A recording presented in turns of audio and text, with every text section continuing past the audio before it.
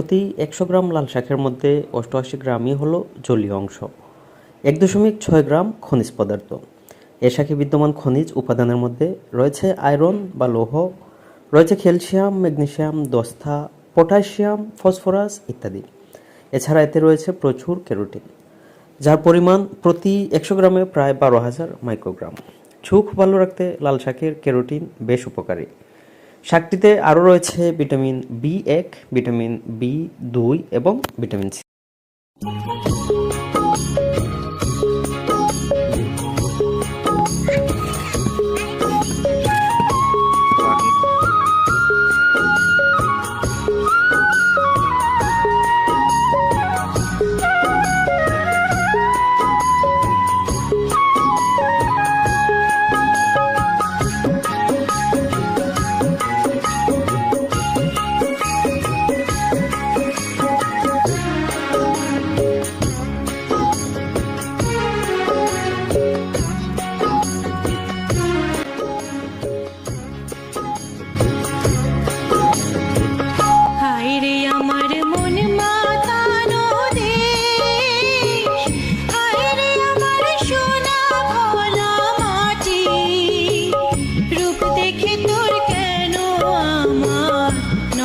ভরে না তোরে এত ভালোবাসি তবু পরাণ ভরে না।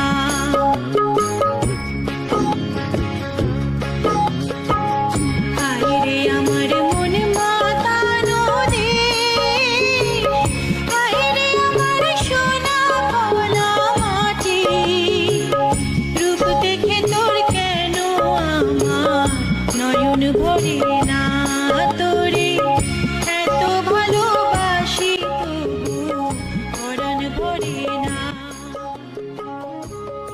লাল শাকে প্রচুর পরিমাণে আয়রন রয়েছে, তাই নিয়মিত এ শাক খেলে রক্তশূন্যতা দূর হয়।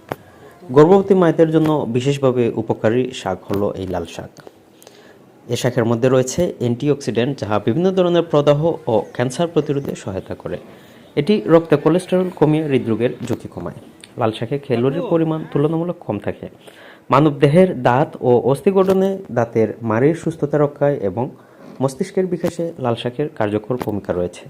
এ শাকের আঁশ বা ফাইবার কোষ্ঠকাঠিন্য দূর করে, এটা বাড়তি ওজন কমাতেও যথেষ্ট সহায়ক।